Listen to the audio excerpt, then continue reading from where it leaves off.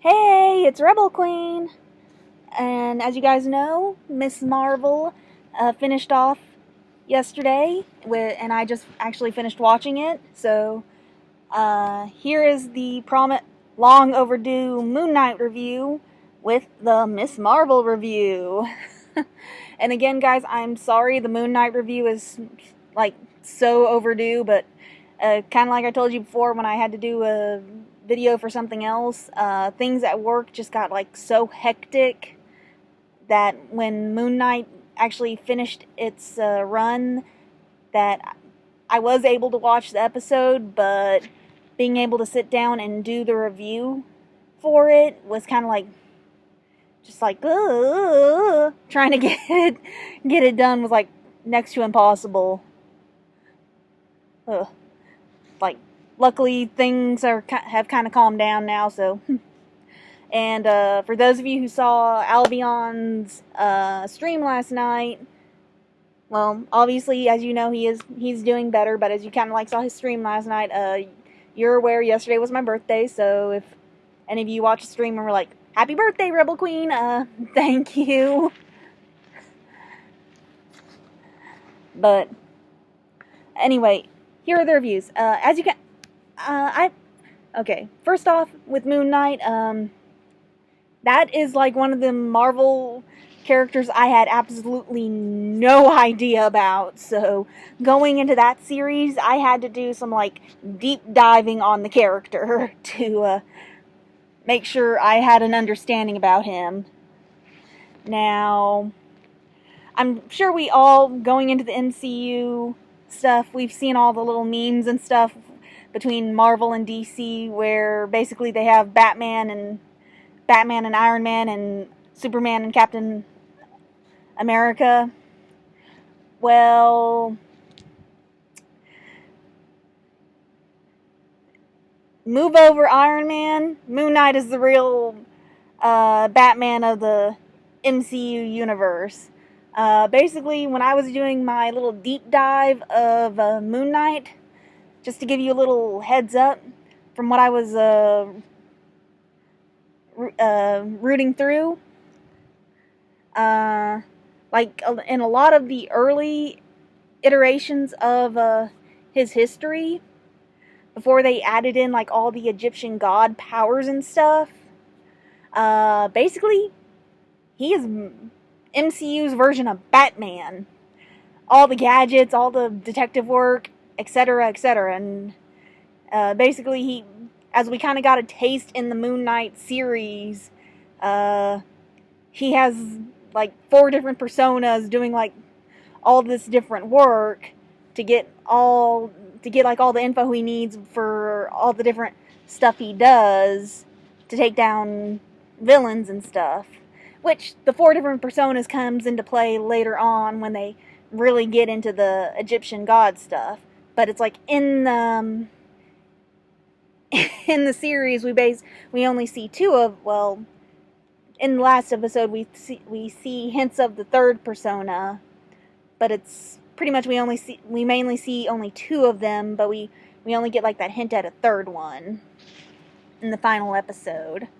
But basically, it kind of gets, as I was kind of reading on, it's the 4 personas that kind of symbolize basically the whole thing with the Egyptian god who represents the moon, basically for the 4 phases of the moon.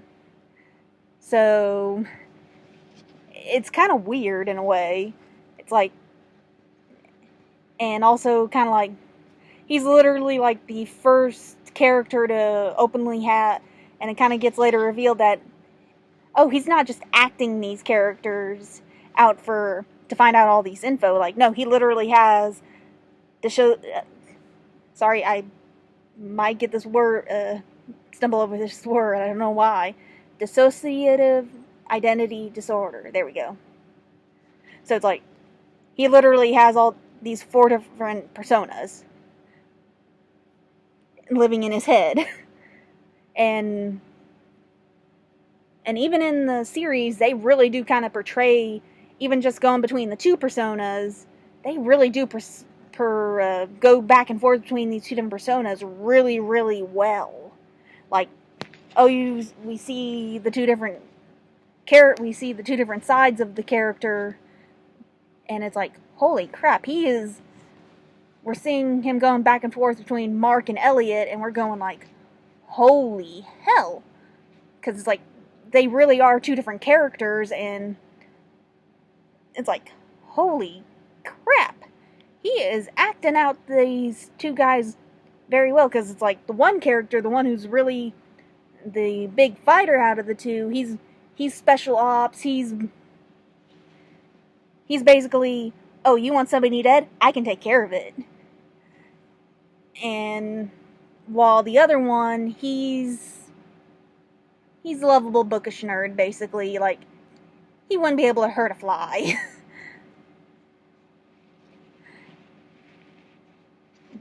But he has like all the book smarts and stuff when it comes to like a lot of the Egyptian gods stuff, as we kind of see throughout the series. And it's like, oh. And they also kind of portray that with the different suits they get from the moon god, like the one who really is the fighter. He has a one that really is like the whole wrapped up in bandages with the symbol and hood, while the one who's not really a fighter, he's like, you told me to put on a suit, so I put on a suit. It's like actually a real suit. It was good, and I'm honestly really kind of interested to see how they take this, and how they're going to really kind of introduce Moon Knight into the MCU universe properly. Especially considering we have like the whole Norse gods and stuff. I know Albion has already seen Thor: Love and Thunder, and hopefully I can go and see that this weekend.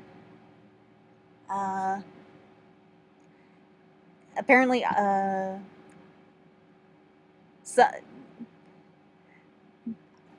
Egyptian gods did get portrayed in that movie. It's like, he did say Isis was one of the ones there for the Egyptian gods that was seen. So it's like, it's going to be kind of interesting to see how they actually bring them back about more into the series. But I'll kind of get more into that when I actually do have a chance to go see Thor: Love and Thunder. But it was an interesting series, though. Honestly, I would not recommend this series for kids, because this is definitely one of the MCUs that is not for children, because they're really, when they don't do a cutscene that's away from the fighting, it can get pretty brutal. And also, with all the psychological stuff that's going on,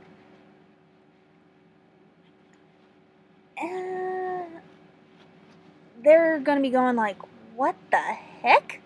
Even some teenagers will probably be going, huh? Especially in the last few episodes especially in the last few episodes.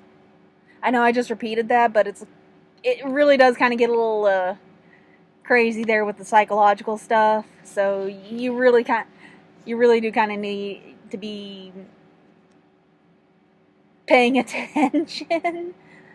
But it was a good series, and so I'm kind of gonna be interested to see how they play Moon Knight off further down the line, and it'll be interesting to see them do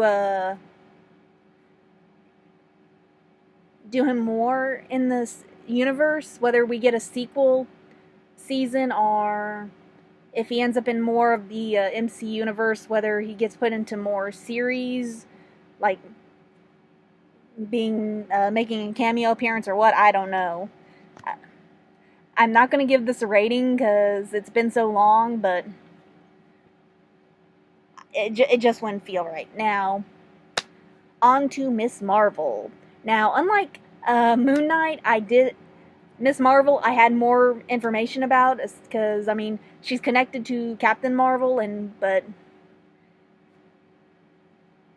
it was also kind of like, but it was more along the lines of the name itself, because, quick factoid, Carol Danvers actually originally had the name Miss Marvel herself before she took on the name Captain Marvel. So a lot of people do kind of get confused about that. Because, like, originally one of her suits, when she had one of her suits before this whole MCU universe, when she went by the name Miss Marvel for Carol Danvers, was like she was in a black suit, had her little lightning bolt sign, and a black mask with like a little yellow sash, if I remember right. But before they decided to go, for this whole MCU universe, they decided, you know what? Let's skip her doing the whole Miss Marvel title. Let's go straight to the Captain Marvel. So, but the MCU universe wanted to get the Miss Marvel name out there in connection to the Captain Marvel stuff. So here we are with Miss Marvel. Now, this Miss Marvel was kind of thrown out of left field when Marvel Comics actually announced her. Now, I'm not saying this to be racist in any way. I'm only saying this now because when Marvel Comics announced her, it was back in, like, right when we were still having, like, early 2004 and stuff. So back when tensions and stuff were really high after 9/11. So the fact that Marvel Comics was actually doing, for one of their big characters, introducing a Pakistan, Arab, whatever character into that role, they were taking a pretty big leap. Even if the character was born and raised in America. Because that's the whole thing for Kamala Khan, Miss Marvel. She's from New Jersey, but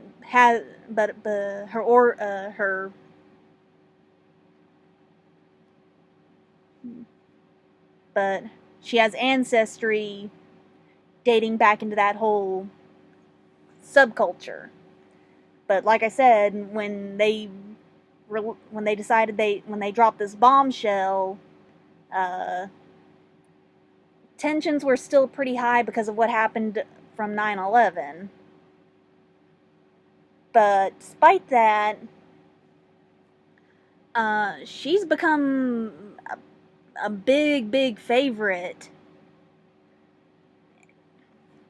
Now, apparently, when broached early on about, well, maybe we could actually do Kamala Khan Miss Marvel in a movie and stuff, in an actual live action movie. The writers and stuff were like, the original comic writers and stuff were like, not that I wouldn't be happy to have that happen, but no way. This was mainly because Kamala's powers. her powers are kind of a combination of Ant-Man / Mr. Fantastic's. So, understandably, for this Miss Marvel series, they kind of had to get a little bit creative with how they actually did her powers, which it actually kind of worked out. Basically, in this live action adaptation for Miss Marvel in the MCU, she kind of does this like hard light, almost crystal deal that she then forces away from her body or encloses around her body and does productions. If I kind of I'd almost say similar to a Green Lantern in a way. If you want to kind of go to that DC route, but she has, it's unlike with Green Lantern, where it's not taxing on him, it is taxing on Kamala. And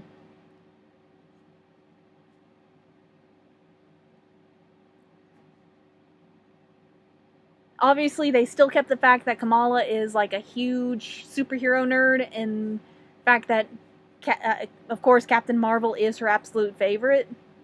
So it's like, and that she is trying to blend, while be respectful of her heritage and stuff, she is wanting to explore her interests and stuff. So it's like, it was fun watching this while she is trying to deal with her parents and go like, I want to do this, but her parents are like, no, no, no. And it's like, oh my God. I honestly was kind of like, well, I've been there. Because honestly, I kind of have, I think we all have kind of been there, especially like if you're the younger child of 2, and it's kind of like, seriously?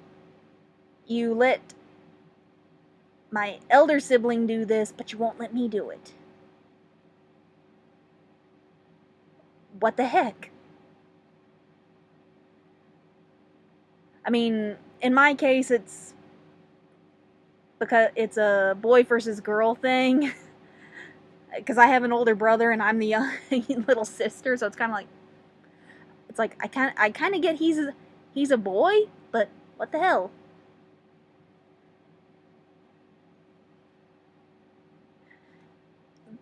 And also, they kind of took a lot of different bits and pieces from the whole Kamala Khan Miss Marvel comics, because they used the whole Red Dagger hero deal and integrated that into this short little series. And we also kind of see that whole trend, kind of like how they've done in the other MCU short series that have come out. They've kind of done that whole little, in just these 6 little episodes, we've seen the whole, oh, here's your quick little modification, quick little, oh, costume? Here's quick little clips during these little episodes. Quick, one version, next, then final outfit. So it was like, okay. Because, like, in this final episode, she finally had the version that if you've been following the comics, or at least from she at least had the version that she started out with, where it's the blue kind of tunic with the Miss Marvel lightning bolt, red leggings, red long sleeve, and the red scarf. And of course her face mask.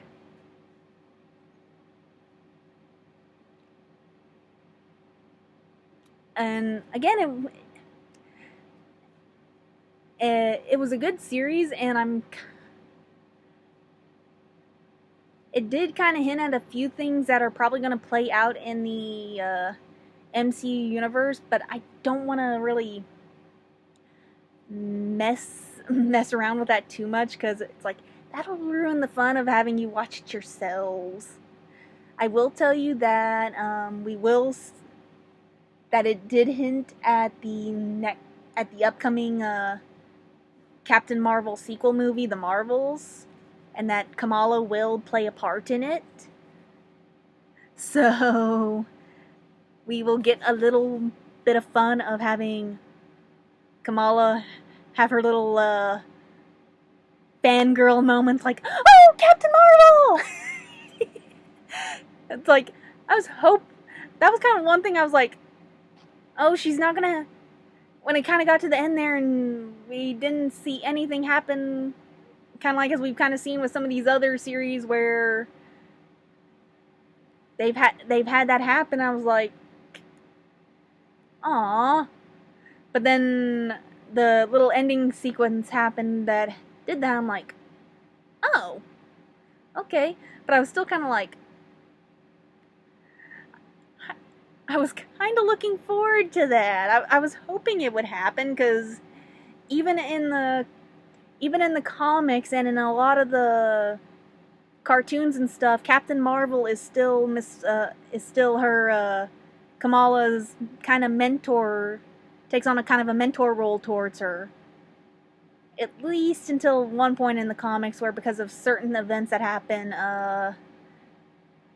there is a break in the relationship, but that's for another conversation.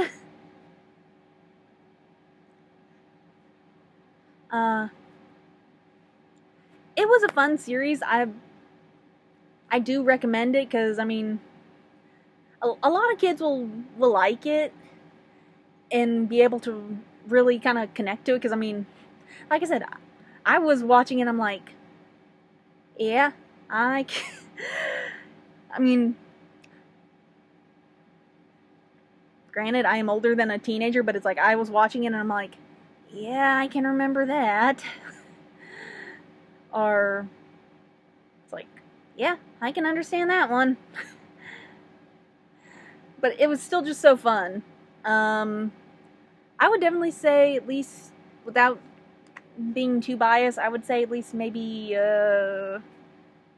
8.5ish, just because like I said, there were certain things I was hoping for.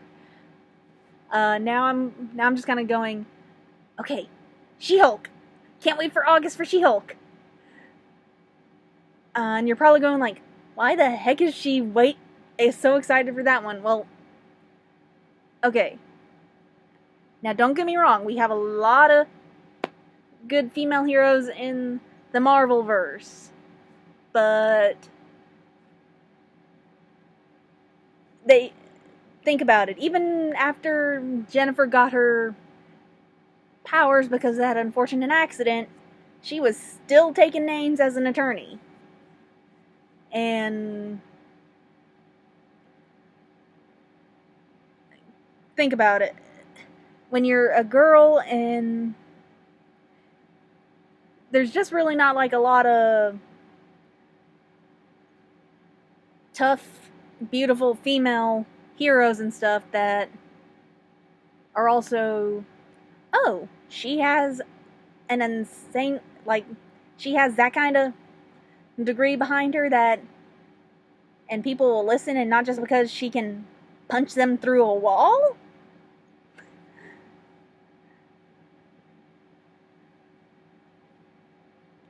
But because she can actually outwit them?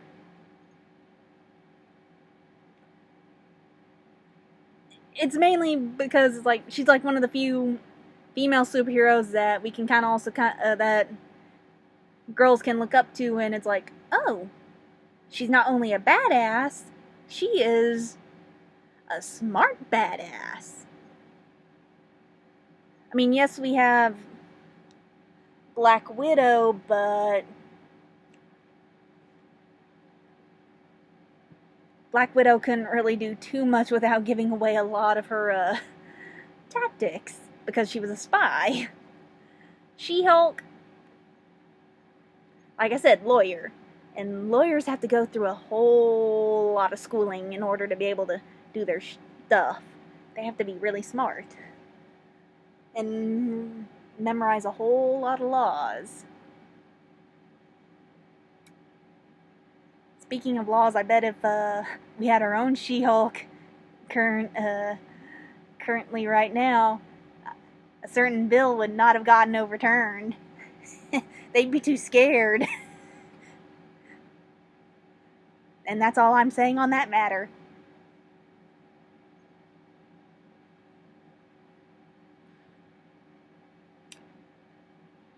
But anyway, that's it. I hope you guys are continuing to stay safe, and